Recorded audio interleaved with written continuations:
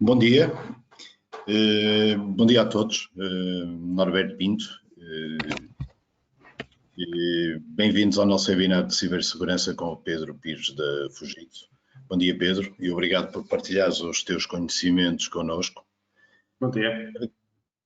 Para quem participa pela primeira vez, gostaria apenas de indicar que todos os participantes estão em mute, mas poderão colocar questões através da pestana que encontram na janela do webinar, com o nome Questions ou através do chat, e no final iremos responder algumas questões, das questões mais pertinentes que entendam colocar.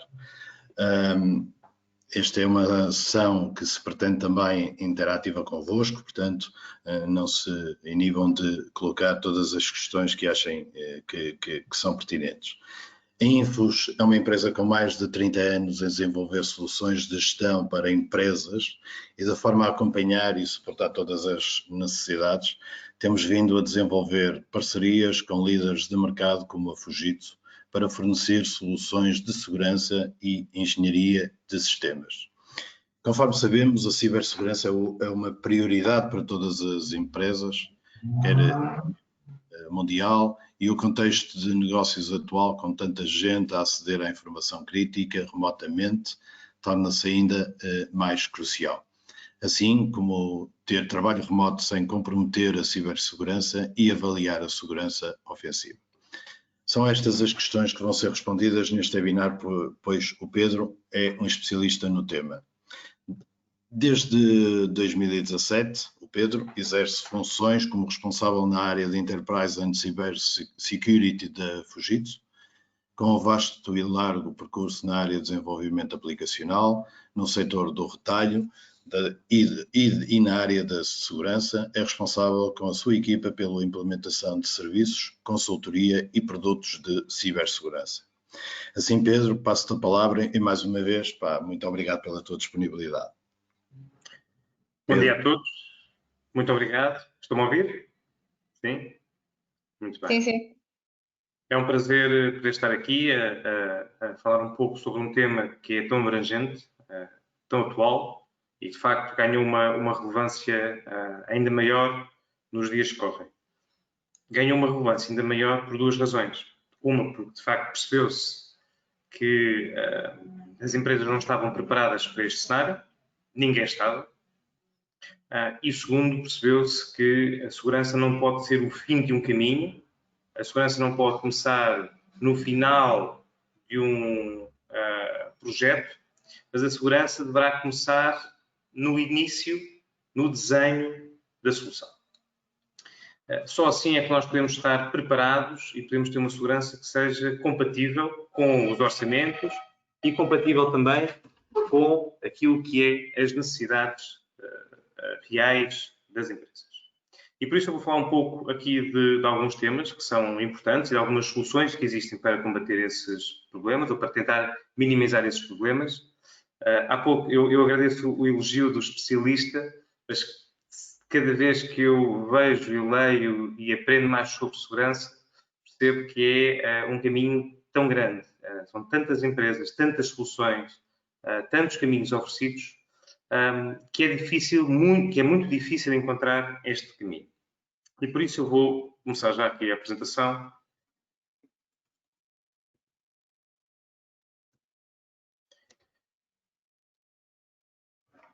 Ora, não sei se vocês estão a ver a apresentação a andar. Não, está ainda na primeira imagem. Ok, então vamos... Ok, penso que agora já esteja bem. Sim. Estes são os temas que eu vou então endereçar.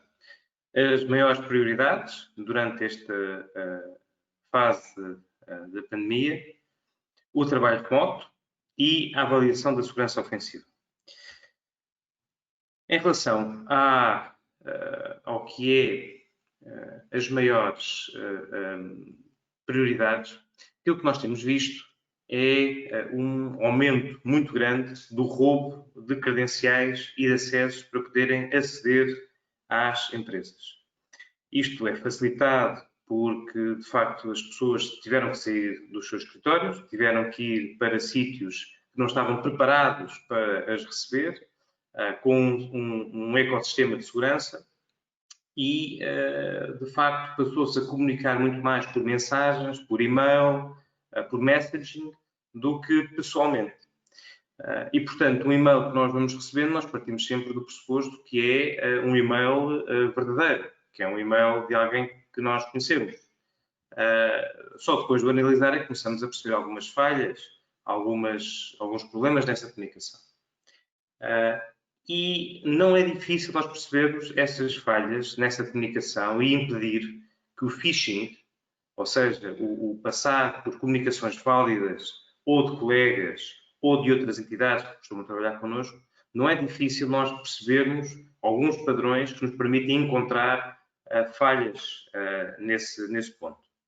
O que é importante é a formação, ou seja, este tipo de phishing opera sobre, e está cada vez mais específico, agora até se chama spear phishing, ou seja, já não é uma pesca de arrasto, como era antigamente, em que era enviado e-mails para toda a gente, em que as pessoas percebiam que não era português de Portugal, era um português arcaico, estava mal formatado. Agora já não. Agora nós fazemos uma encomenda a qualquer negócio online e de repente começamos a receber mensagens e essas mensagens não são genuínas. Como é que eles conseguem perceber isso? Como é que eles sabem que nós fizemos uma encomenda? Pois, esse é o problema.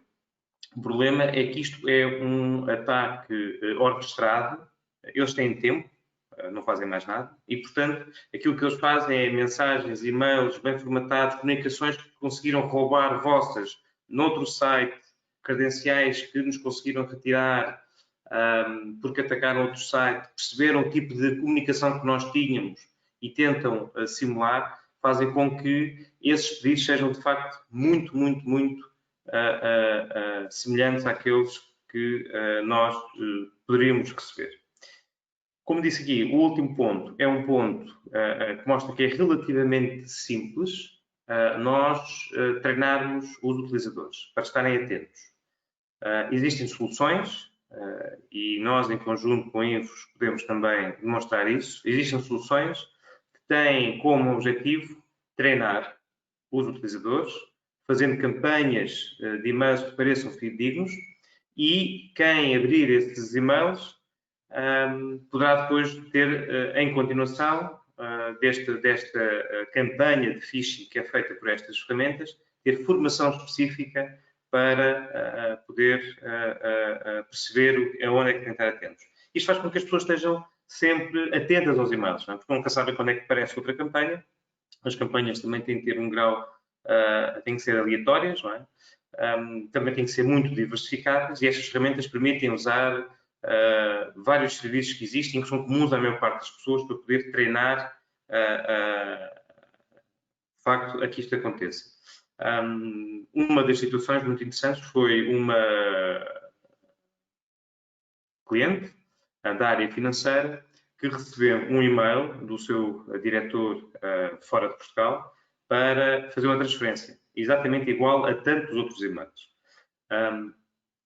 O e-mail estava perfeito, estava bem formatado, com as datas certas, os NIBs, como é óbvio, ninguém decora os NIBs.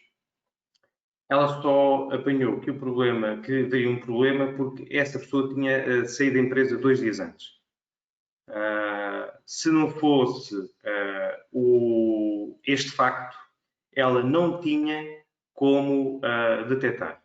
Mas é evidente que aquele e-mail tinha vários pontos. Por exemplo, o domínio de onde tinha sido enviado aquele e-mail não era o domínio da empresa. Portanto, havia pontos que era perceptível entender, quase como uma checklist, para que possamos entender este problema. 80% dos ataques prevê-se que sejam ataques deste género, utilizando as fragilidades, as nossas imperfeições como seres humanos, que é normal, ainda bem que assim é, para poder entrar e roubar credenciais. Porque depois de roubarmos credenciais, é simples entrar nos sistemas e podemos fazer aquilo que quisermos. O outro ponto que queria falar é assegurar o acesso fiável à rede. O que é um acesso fiável? Um acesso fiável é uma coisa que se pode controlar, detectar, uma coisa que se pode monitorizar, que se pode ver como é que está e não recorrermos àquilo que é o Shadow IT. Por exemplo, nós queremos transferir um fecheiro para outra pessoa, para um cliente.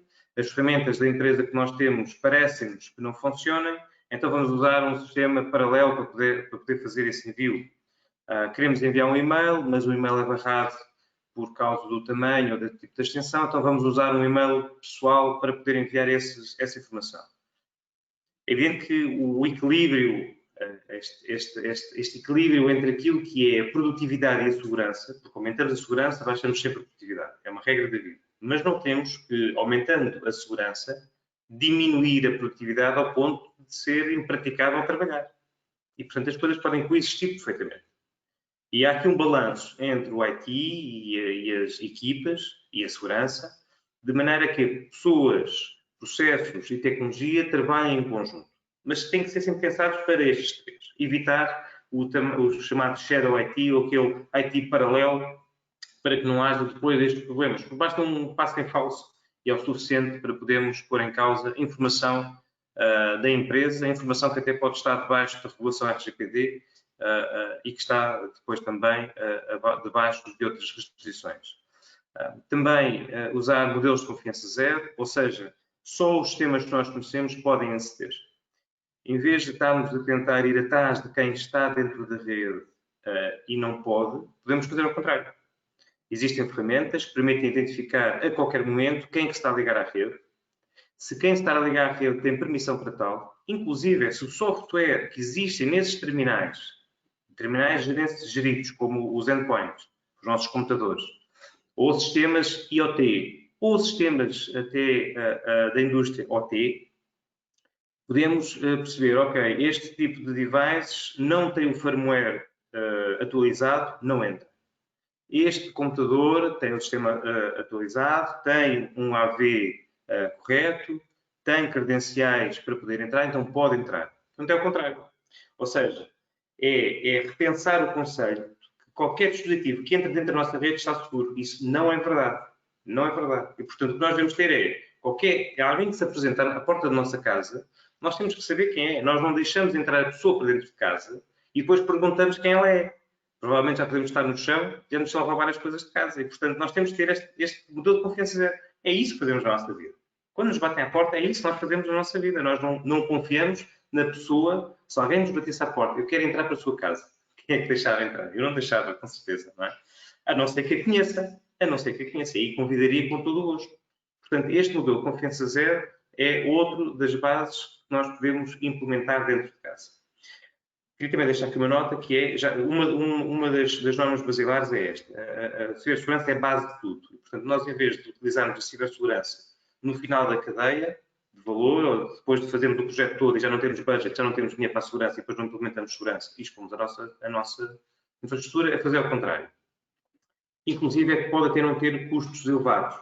Pode até não ter custos. Mas é preciso ter um programa de segurança. É preciso perceber a direção para onde se quer ir, porque muitas vezes as soluções até já existem dentro de casa, mas por desconhecimento, por outros projetos que se colocaram no meio, nunca foram devidamente explorados.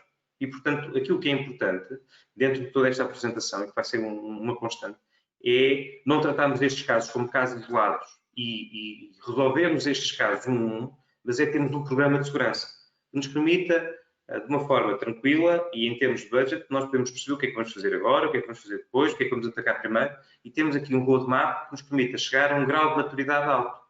Porque se é verdade que nós aumentamos o custo quando começamos a fazer coisas, que é normal, o que é verdade é que esse custo, conforme a Gartner, a IDC, muitas empresas que são especialistas a analisar isto mostram, é que quando nós chegamos a um grau de maturidade alto, o custo fica inferior ao custo quase com a segurança standard. Porque depois começamos a automatizar processos. Portanto, isso é que é importante, é nós atacarmos estes pontos que eu vou falar, mas com um programa de segurança que nos permita ter depois ganhos reais. E este é o segundo ponto. Tudo o que eu estou aqui a dizer é bonito em termos de segurança, protege, é verdade, mas o que é que isto nos traz em termos de ganho? E isso é possível fazer. A segurança não pode ser vista como um custo. A segurança tem que ser vista como algo que me permita fazer dinheiro. É mais uma ferramenta que me permite fazer dinheiro. E, portanto, também gostava de deixar esta nota que vamos pensar, vamos ver em toda a apresentação. Portanto, em relação ao acesso fiável, ter a certeza, a noção de que temos uma segurança que não permite shadows ITs, não permitem mecanismos que não estejam fora, e também temos estes modelos de confiança a zero que nos permitam então ter esta possibilidade de controlar os dispositivos que entram dentro do nosso sistema. Outro ponto é uma guerra que eu próprio já tive durante o meu trabalho como developer, como analista de sistemas. Eu comecei como gestor de sistemas e odiava os developers, depois passei a developer, odiava os gestores de sistemas, e agora que estou na área da segurança, odeio toda a gente. Não é verdade, não é verdade. É normal, certo? Quem está a fazer desenvolvimento de software não gosta dos testers, porque os testers dizem o que é que eles estão a fazer de mal. Quem está em todo lado, muitas vezes olha para o pessoal da segurança como aqueles que não deixam fazer nada. Eu não posso fazer nada. Eu quero fazer isto, não posso fazer. Pronto. É verdade que esse sentimento existe, mas, como eu disse atrás, se for bem pensado, se as necessidades forem bem analisadas, existe uma segurança compatível com as necessidades das empresas. E eu estou a dar este exemplo porquê? Porque uma das coisas que acontecia na altura do desenvolvimento, e por exemplo, uma área tão sensível como o retalho, é que nós estávamos às vezes meses atrás.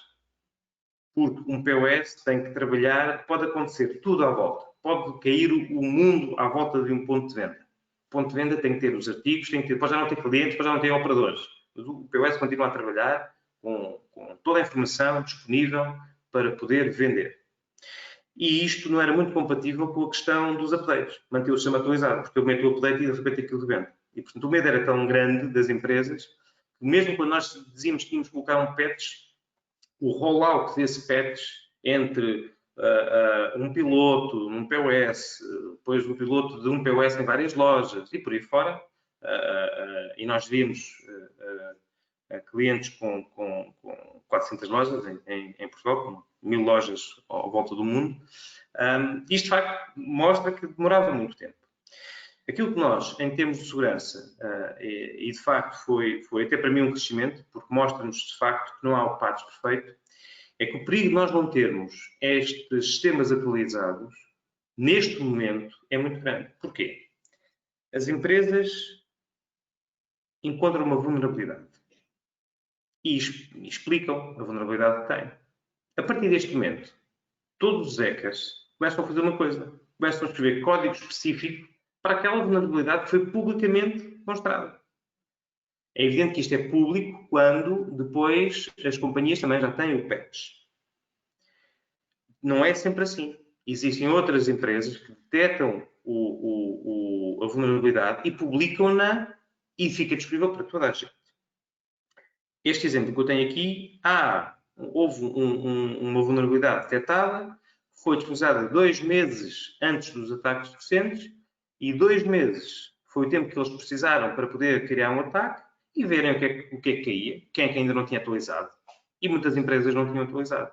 Portanto, aquilo que nós sugerimos é isso mesmo, é fazer um bom patching e dependendo da vulnerabilidade, evidentemente todas são assim tão graves, dependendo da vulnerabilidade, aplicar estes patches e poderem controlar eventuais sistemas de eventos secundários. Ou seja, tratar isto como ele realmente é, uma necessidade imperativa de atualizar o sistema para manter-nos a funcionar. Porque se nós fomos atacados por um evento de ransomware por causa disto, recuperar um ransomware pode levar meses às empresas. Não só a análise forense do que é que passou, o chamado post-mortem, depois de um ataque, o que é que nós temos que ver e analisar para tentar ver o que é que se passou, como recuperação de dados, como recuperação de máquinas. Portanto, neste momento, não é um vírus que atacou um PC e que o PC ficou a dizer tem um vírus. Não funciona, não. É a inteira cadeia de negócio que pode sofrer com isso. O terceiro ponto é, e vamos falar mais no fim também, é a validação constante dos assets, ou seja, eu tenho que estar permanentemente a ver o que é que se passa, porque os atacantes estão a fazer esse trabalho e nós não podemos ficar atrás. E é isto que é outra ideia também basilar. Nós não podemos continuar atrás dos atacantes. Não temos razão de o fazer. Não temos que ficar dentro do nosso castelo ou da nossa fortificação à espera que ela aguente. sem ser testada. Não, nós temos que ir para fora do castelo e atacá-lo. E perceber, antes que alguém venha mesmo atacar, qual é que é o problema. E isso, esta validação constante, permite que seja tão difícil aos atacantes entrarem, que eles vão tentar explorar outras formas. Porque não há nada, não existe o segurança perfeita, zero hipótese de entrada. Basta nós lançarmos um novo software, lançarmos um novo portal, um novo site, temos um novo ativo exposto à rua, para que seja possível uma entrada. Por isso é que é a validação constante, para nós também sabermos, de uma forma permanente, como é que nós estamos. E esta é outra ideia, visibilidade. Nós temos que ter visibilidade. Não podemos instalar as coisas e deixar. Uma coisa que eu defendo é, nós podemos fazer o outsourcing, por exemplo, de segurança, e nós fazemos isso. Nós temos Security Operations Centers, 24/7, nós fazemos o follow the sun, ou seja, temos desde a América do Norte e a América do Sul, UK, Espanha, temos também um NOC em Braga, específico para um grupo automóvel. Depois temos no Japão, temos na Índia, temos em Kazan, na Rússia. E, portanto, todos estes SOCs, o que nos mostram é que se nós nos mantermos ativos na validação constante e sabermos o que se passa, é mais fácil até mesmo reagirmos para tentar conter os problemas. E, portanto, nós podemos externalizar o serviço de SOC. Mas nós damos sempre às empresas a visibilidade própria. As empresas têm que saber o que é que se passa. Têm que entender, até mesmo para ajudar a poder fazer decisões. Em relação a trabalhar em conjunto, um bem maior é, de facto, podermos partilhar a informação entre todos. Não tem a ver com partilhar a empresa, as nossas empresas partilharem com os nossos clientes a informação, tem a ver com todas as empresas partilharem informação de segurança e poderem falar uma com as outras e podermos atacar este problema de uma forma conjunta. Para isto, o Centro Nacional de Cibersegurança é muito importante e eu aconselho toda a gente que está a olhar para este tema e preocupado com este tema, que já o deverá ter feito, com certeza, mas se ainda não o fez, que repara nos recursos e que entre em contacto também com o Centro Nacional de Cibersegurança, porque, de facto, é uma excelente forma de mantermos esta informação. Além do que, nós estamos todos ligados e, portanto, nós podemos ter a melhor segurança possível, mas se uma empresa que está ligada a nós tiver um ataque, podemos correr aqui um risco de podermos também ser atacados e nós não temos controle sobre a superfície de ataque toda, porque uma parte é responsabilidade da outra empresa, mas nós temos que nos manter então aqui em contacto e partilhar esta informação. E também ter a certeza que as empresas que estão ligadas a nós estão em boas condições. Podemos exigir, podemos perceber como é que elas também estão a nível de segurança e isso também nos protege a nós. E, portanto, é bom para toda a gente. Em relação, para todas as pessoas, em relação ao trabalho remoto, que é outro tema, de facto é agora uma realidade. Podemos trabalhar em qualquer sítio. Isto, como é óbvio, isto é lógico, portanto não vale a pena discutir muito isto. Foi muito falado sobre os ataques que surgiram por causa do trabalho remoto.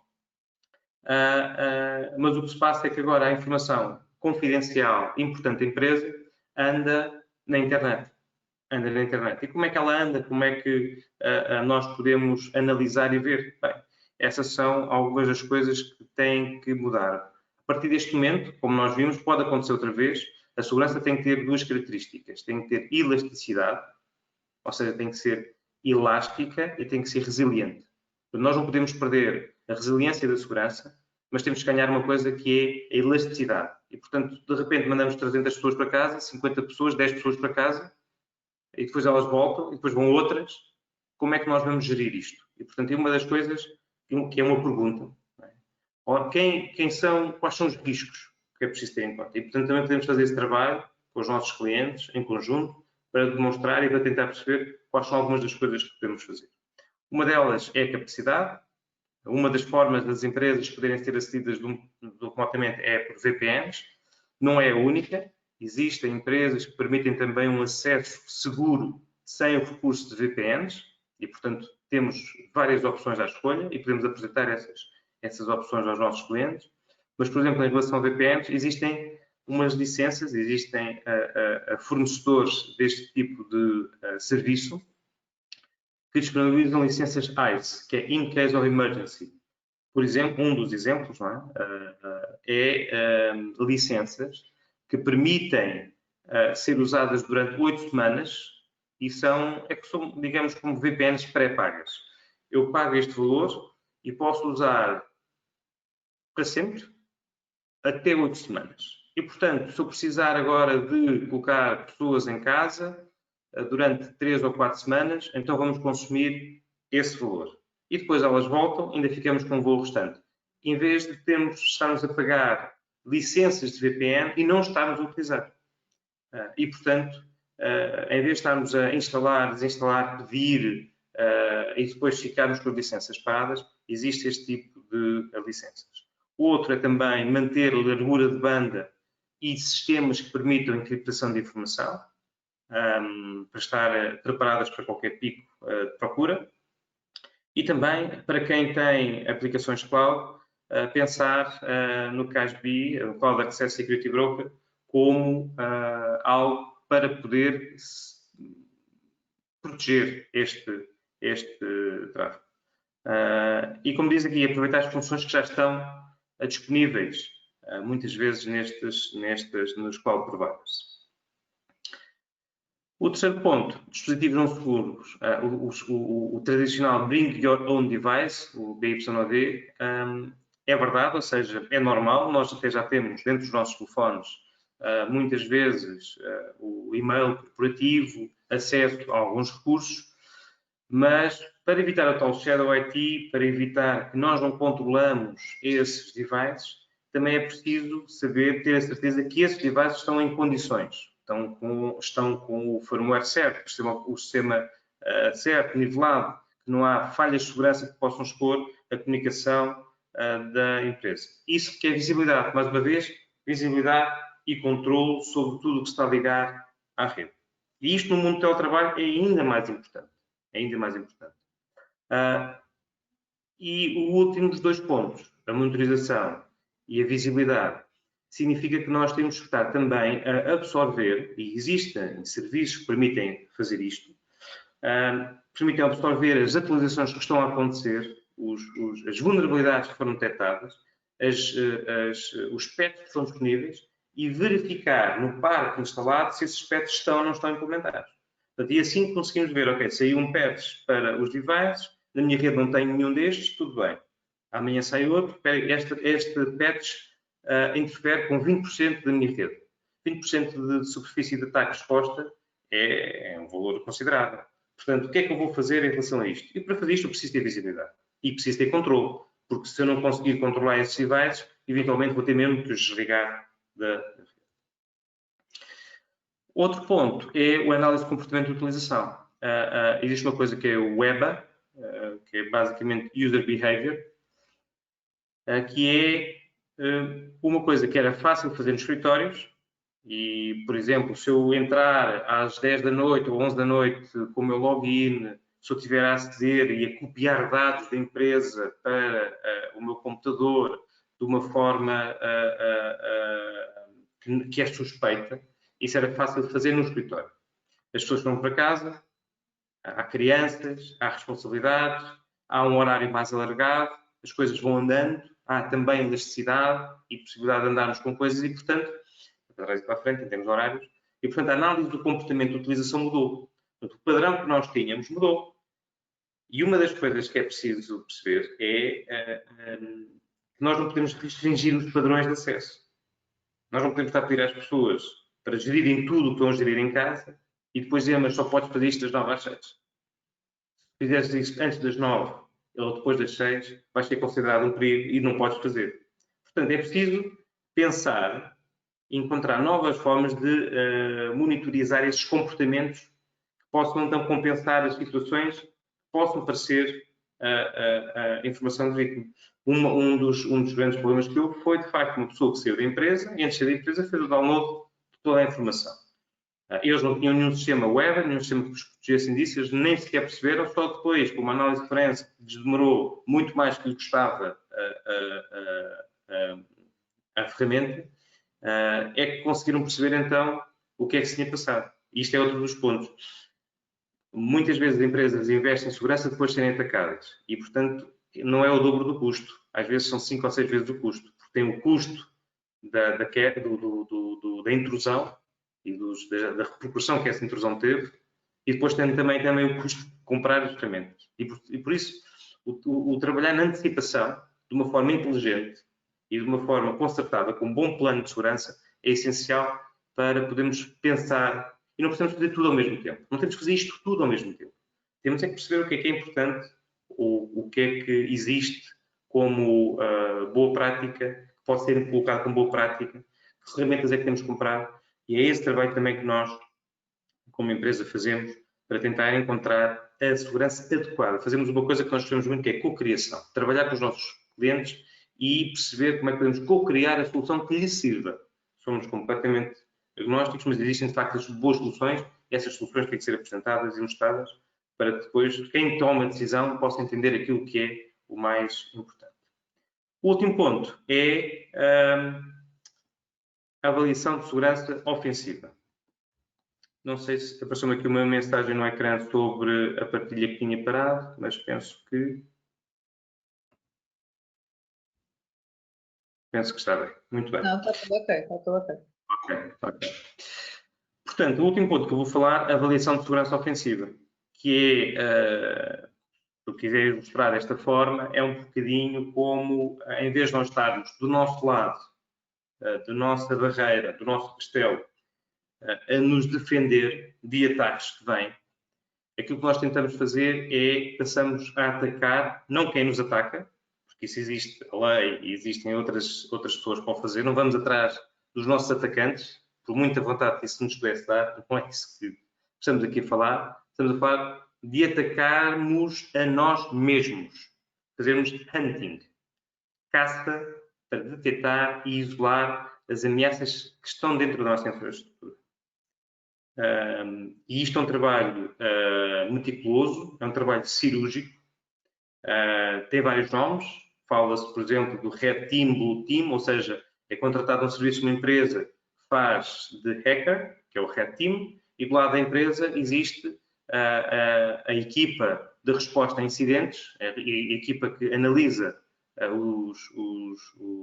as intrusões, a equipa de monitorização, digamos, do primeiro e segundo nível do SOC, e depois existe também a equipa de resposta a incidentes, que poderá apoiar esse SOC e que tenta minimizar, tenta mitigar os efeitos do ataque que esta equipa, o Red Team, está a fazer. Este tipo de exercícios permite analisar de uma forma muito real como é que está a empresa. Uma análise de vulnerabilidades simples, o chamado pen test, não é que seja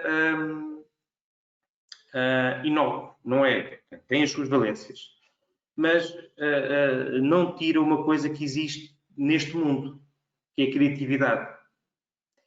Uma análise simples de vulnerabilidades diz-me, vocês têm estes dispositivos e as vulnerabilidades que encontramos foram estas, mas não diz como é que elas podem ser exploradas, nem têm a criatividade que existe para poderem explorar. E então por isso é que existem pessoas que fazem este trabalho, exatamente como os hackers fariam, para poder então atacar. E deste lado sabermos se podemos, que são os blue teams, podemos defender também corretamente. Em empresas é que não existe equipas de monitorização, choques, nem as CSIRTs, nem equipas de resposta a incidentes. Em empresas onde isto não existe, estamos a falar também de empresas com outras capacidades, mas onde já existe uma boa maturidade de segurança, aquilo que existe é uma avaliação de segurança ofensiva. E esta avaliação de segurança ofensiva, e pelos resultados que nós também temos tido, desde que temos feito, tanto a nível de infraestrutura como a nível de aplicações, de software, software mobile, software web, este tipo de hunting nos permite ter é de facto uma forma de gerir e de perceber os reais riscos que nós temos e depois tentar perceber como é que os vamos mitigar. Porque aqui ganhamos tempo, aqui passamos, ou estamos a tentar passar à frente de quem nos poderia atacar. E assim ganhamos o tempo para podermos resolver isto no timing certo, quando pudermos, porque aí já temos esta noção. e, de facto, conforme vemos nesta apresentação, é importantíssimo fazermos isto. Existem muitas ferramentas, as empresas têm investido, muitas vezes tiram sacos de dinheiro para resolver problemas, mas depois não têm podem não ter este cuidado de avaliar exatamente, de uma forma mais profunda, a sua situação. E por isso é que nós vemos que tecnologias e processos podem, de facto, trabalhar para impedir que estas falhas sejam encontradas antes de nós. E, portanto, é um ponto muito, muito importante. E, de facto, entramos entre aquilo que é um ponto, que é um nível acima ainda de maturidade, que é a criação de uma equipa que está a avaliar, a monitorizar todos os eventos que vão acontecendo e possam depois também tomar ação sobre eles. O SOC normalmente não é quem gera e quem mitiga e quem resolve as vulnerabilidades, é quem as vê e quem as encaminha e quem garante todo um ciclo de tratamento de incidentes, mas também é, de facto, um ponto, pode ser externalizado, pode ser fornecido por uma empresa externa, mas que é, de facto, um serviço que tem, como podem ver aqui, muitas vantagens. Sendo que uma delas, a primeira delas, é, de facto, a visibilidade. Deixo aqui uma nota para a reação a incidentes para o roadmap do Centro Nacional de Cibersegurança, para a criação daquilo que é uma CSIRT, uma equipa de resposta a incidentes. Tem vários níveis de maturidade, portanto é um caminho, mais uma vez, é um roadmap para nós podermos agir. E este é um exemplo, um exemplo nosso da Fujitsu, que trata dentro da identificação, dentro da procura e da caça do problema e da resposta, aquele template que nós usamos para a resposta a incidentes. Obrigado pela vossa atenção, pela oportunidade de poder partilhar. Espero que não tenha sido muito maçador e que tenha contribuído de alguma forma para esclarecer algumas dúvidas. Muito obrigada, Pedro. Foi realmente uma apresentação muito interessante. Eu estive aqui a acompanhar, a ver se realmente alguém da audiência tinha alguma questão. Deve ter sido realmente muito claro e muito esclarecedor, porque não temos qualquer questão colocada pela audiência. De facto, agradeço imenso a sua disponibilidade e o facto de ter partilhado aqui um pouco a sua experiência e aquilo que realmente se pode fazer para fazer frente a estas ameaças que realmente existem e este novo contexto que temos de acesso remoto, não é? Que acaba por complicar um bocadinho a nível de segurança. Não sei se o Norberto poderá dizer alguma coisa ou não, mas realmente da nossa parte, Pedro, agradeço imenso. Eu gostaria só também de indicar às pessoas que temos mais 2 outros webinários também preparados para poder ajudar. Temos um webinar dedicado especificamente ao teletrabalho, foi aqui abordado alguns pontos, mas vamos ter um outro no dia 19 de junho, também com a Joana Carneiro e o Pedro Samuel Pires da Fujitsu, e depois temos um outro no dia 26 de junho com o tema hiperconvergência é o fim do IT tradicional. Portanto, são realmente 2 outros temas muito interessantes que poderão assistir através destes webinários. Como sabem, a inscrição é totalmente gratuita, mas é necessária para conseguirem depois juntar-se a nós. Podem encontrar informação e os links para a inscrição através do nosso LinkedIn ou através de e-mail que nós também comunicamos e esperamos que realmente possamos contar com todos nas próximas sessões. Norberto? Não estamos a ouvir, só um bocadinho. Não estamos a ouvir, Norberto. O Norberto realmente está sem som, mas pronto, deu-nos o ar da sua graça. Só tem que acontecer sempre uma coisa desta em qualquer apresentação. Tem que haver sempre um problema, faz parte. Se não existir, há um problema qualquer. Portanto... Pronto, damos aqui por concluído. Mais uma vez, Pedro, muito obrigada. Voltamos aqui a encontrar para o próximo webinário no dia 19 de junho. A todos os que assistiram, muito obrigada. Estamos sempre disponíveis através do e-mail marketing@ingos.pt. Convido também a visitarem o nosso LinkedIn e o nosso site para se manterem a par. Continuação de um muito bom dia. Bom dia a todos.